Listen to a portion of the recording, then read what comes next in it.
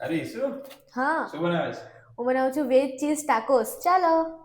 એક રોટલી લઈ લઈશું, તેની ઉપર આપણે બટર લગાવી લઈશું. ત્યારબાદ તેની અંદર મીઠું, ધાણા જીરું પાવડર અને લાલ મરચું ભભરાવી લઈશું.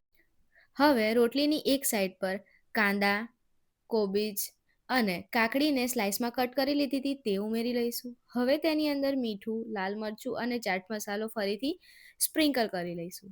હવે ચીઝને એના પર છીણી લઈશું. ચીઝ છીણાઈ જાય ત્યારબાદ રોટલીને એક સાઈડ પર ફોલ્ડ કરી લઈશું અને બધું સીલ કરી દઈશું. ત્યારબાદ ઉપરથી બટર લગાવી ધીમા ગેસ પર એને એકદમ ક્રિસ્પી થાય ત્યાં સુધી બંને બાજુ શેકી લઈશું. બંને બાજુ શેકાઈ જાય ત્યારબાદ એને કાઢી લઈશું અને કટ કરીને સર્વ કરી લઈશું.